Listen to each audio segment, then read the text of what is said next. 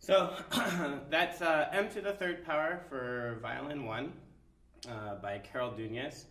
It's a really fun piece. I really hope we get a chance to play this for Honor Orchestra. It looks very intimidating, but it really is not that difficult. This is obviously in minor, so the little subtitle there is minor meter mix, hence M to the third, because there's 3 M's there. With this particular piece, what we really have to pay attention to is all the minor finger patterns that we have to be doing, so low 1s to low 2s. And then we also have a lot of mixed meters. So a good majority of the piece is in 2/4 time, but then every once in a while we'll have a change into 3/8. So 3/8 really is not that complicated. Really all you're doing is you're counting the 8th note instead of the quarter note. So before you're counting 1, 2, 1, 2, but when you get to the 3/8 bar, it's 1, 2, 3, 1, 2. So you basically count your 8th notes 1 and 2 and 1 and 2, but you're only counting 3 of them. 1, 2, 3, 1, 2, 3, right? So in that bar, you only have 3/8 notes 1, 2, 3, 1 and 2 and 1 and 2 and then there's also times where we move into 3/4 instead of 2/4, so it's just 1 and 2 and 3 and 1. And then it's combinations of thereof. So if you look at measure 27, you have 1 and 2 and 3 and 1, 2, 3, 1 and 2 and 3 and 1, 2, 3, 1 and 2 and 3 and 1, 2, 3, 1, 2, 3, 1, 2, 3.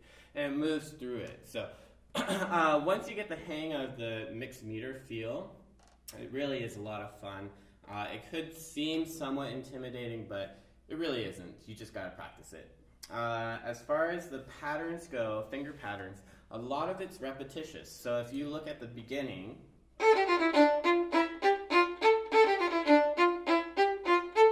basically it took that first phrase and it did it twice right there.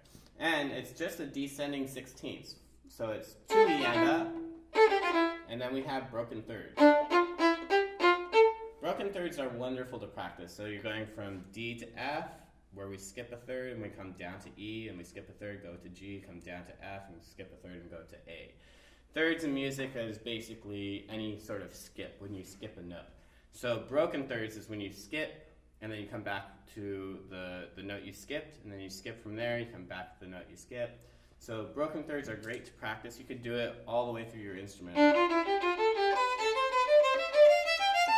Right, and then just keep it going. But, I digress. When you play your M to the third, make sure you're very articulate. It should be kind of a marcato sound, hence that's why they put marcato there at the beginning. So really short bow strokes, and make sure it's very jagged and accented.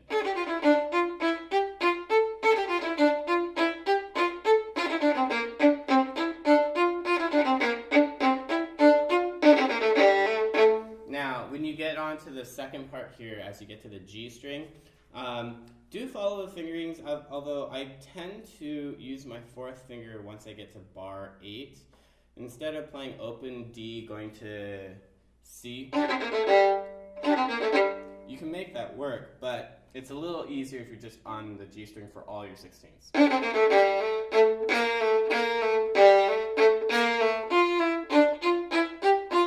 And then 13 13 is like the beginning again, right? So here's that mixed meter that we're talking about at measure 7, 8, 9. So yeah, 1, 2, 3, 1 and 2, and 1, 2, 3, 1 and 2 and. So just getting used to those meter mixes. And it's kind of emphasized with the slurs and where you place the accent. So when you see those accents, make sure you really dig in on the bow strokes.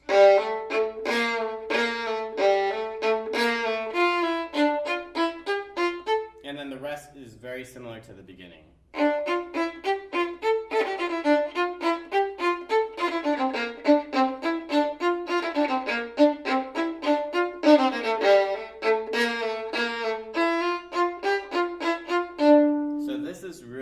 Changes from the beginning at the second 3/8 bar. It jumps to the D string and it goes E, F. And so just practice where it changes. And then it's just a quick rest. So it's 1, 2, 3, 4. And then once you get to measure 27, Mr. Nunez indicates that this should be played more legato. So in the string and more connected.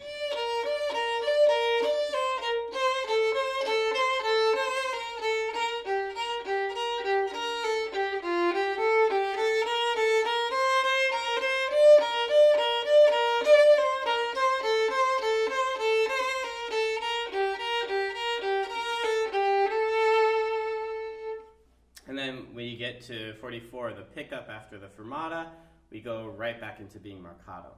Now, let's break apart this section starting at 27. Really, the minor finger pattern between D and B flat, you gotta stretch it.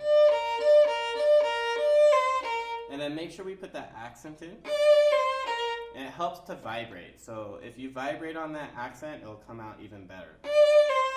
And it's a true legato accent.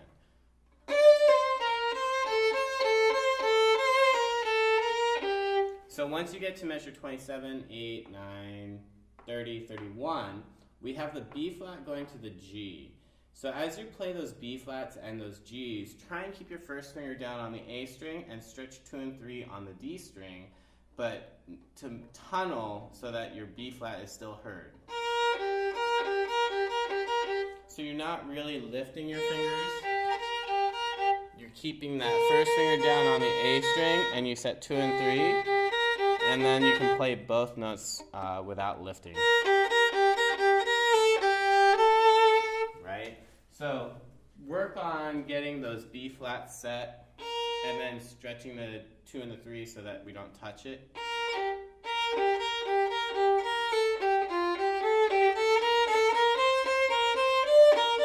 And then 37 is very much the same as what we did at 27.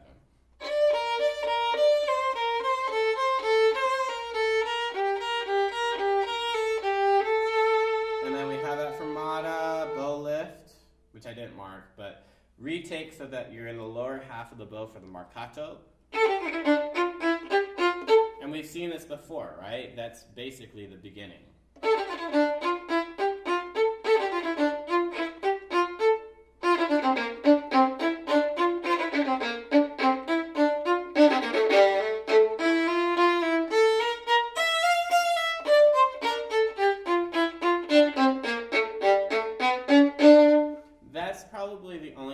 Changes is once we get into the minor, the meter mixes. So starting on the 3/8 bar, measure 49, 50, 51, 52. Be careful of the changes in pitches. It's not the same as what we did before. And then be careful about your first fingers. So we have a lot of low ones for the B flats and the F naturals. But then on the D string, we need to bring that first finger back up for E natural, right? And then be careful of all the second fingers, which have to be low too, except when we get to measure 59, that we play a B natural and a C sharp, so that we bring up those two notes. So this is measure 50, 51, 52.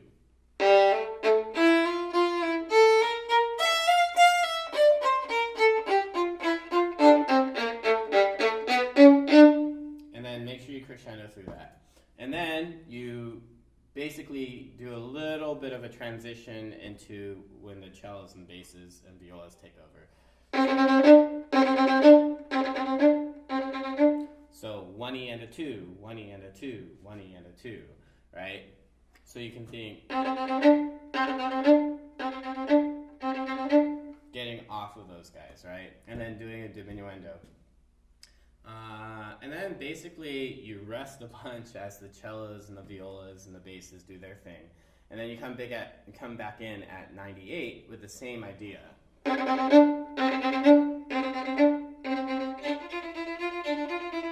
And then at 102, you take over the theme that the cellos and the violas were doing. So when breaking this down at 102, it's a lot of 16th notes, and it looks like a lot of black ink on your page. But really, it isn't that difficult. If you notice, every single note is doubled. So if you're having a hard time getting all the single notes in there, take out the doubles and just practice it with an eighth note instead of 2/16.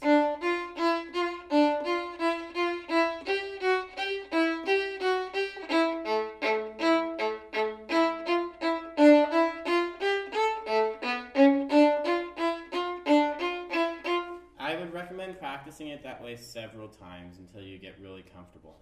Once you get comfortable playing those notes, then start adding your doubles.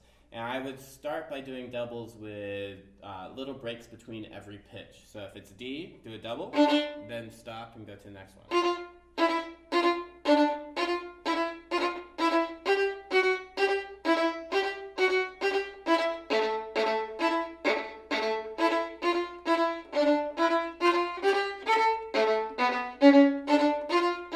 And you can do that all the way through. And then once you really get comfortable doing that double, double, double, take out the pauses.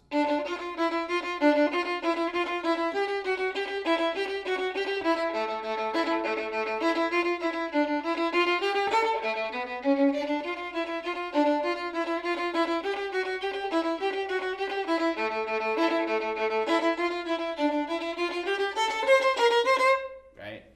And then basically you have it. Right? The only thing you have to watch out for is measure 102, you have those F naturals, which are low, and then 2 bars later, you have the F sharps, which are high, right? And then when you get to the mixed meter, make sure you're counting 1, 2, 3, 1, 2, 3, or 1 and 2 and 3 and 1 and 2 and 3 and really feel.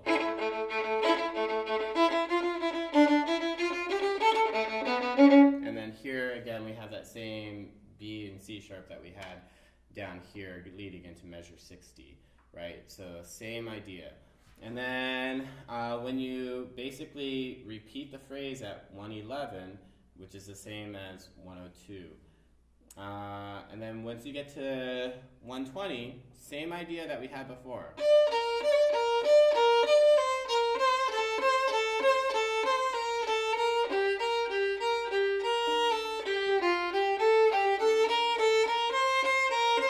So we had that previously, which is measure 27. But here, it's still marcato, and it's now doubled.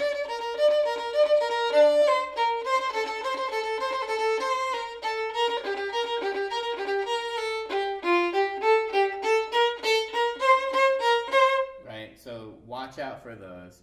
And then 130 is the same idea as what we had before.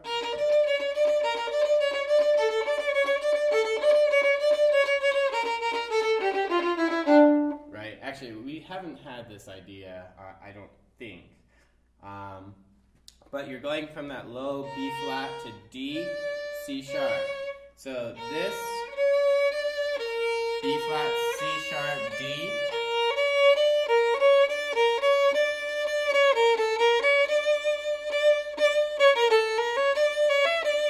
It's basically that harmonic minor.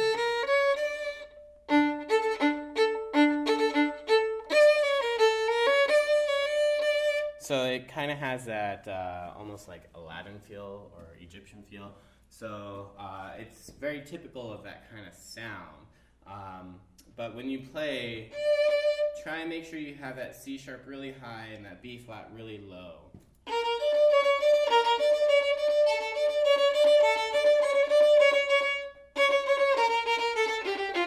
And then be careful on the D string, it doesn't. You have the E natural, so you got to bring that first finger back up, and then you have the F natural, so it's a low 2. 1 and 2 are going to be touching, right? And then from 136 on, it's kind of the same idea what you were doing at 130.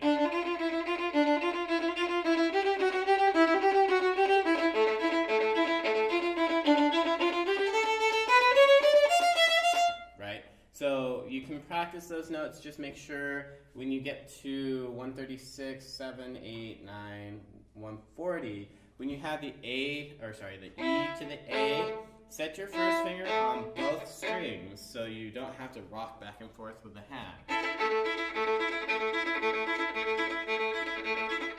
So your first finger should be set on both strings.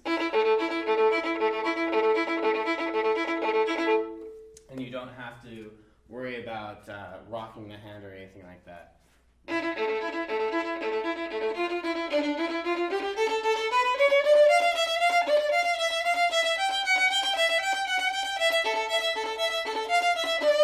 Now, when you get to here, as you do your open strings, this is your time to play open because it's fortissimo. It's as loud as we can possibly make it. On that last open E, you're going to shift and set your first finger in third position, which is going to set you up for your fourth finger in third position for the high D.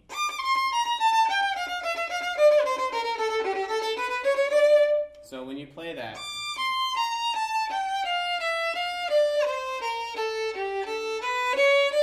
I would practice it without the doubles. Make sure that you're very accurate. So when you're in third position on the E string, you're going to feel that 1 and 2 touch, 3, 4 stretch. So it's that minor finger pattern, 1 and 2 touching. And then when you get to the A string, you're going to feel the 2 and the 3 touch. So it's your major finger pattern. And then you're going to shift back down to the low finger pattern in first position on the A string for the C natural and B flat. So practice it without the doubles.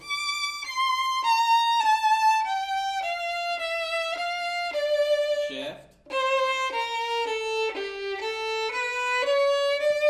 And then once you get really comfortable with it, then you can start doing the doubles.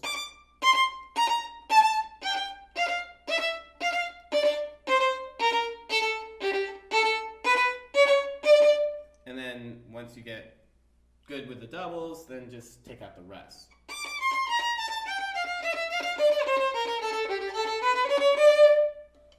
And then from there, I want you to shift on the open A, back to third position,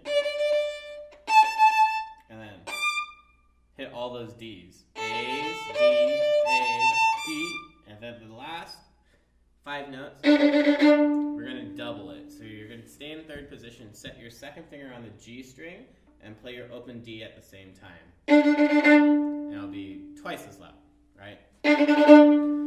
But that's pretty much it. M to the third and the gift are a bit challenging when it comes to honor orchestra this music, but I really feel that our kids this year can rise to the occasion. But it's going to take a lot of determination and a lot of practice so that you're ready to go on that first rehearsal. So take a look at the music. If you have any questions, I would consider posting up questions on the Google Classroom, or just go ahead and make videos and submit them to me, or just post them on Google Classroom. I'll make a separate extra credit assignment where people can post whatever videos they want, and you can share it with others, or you can make it only viewable for me. It's up to you guys. And then ask your questions. Let me know if there's anything I can do to help you guys out. And it's a fun piece, and I look forward to rehearsing it with you guys. So good luck and happy practicing.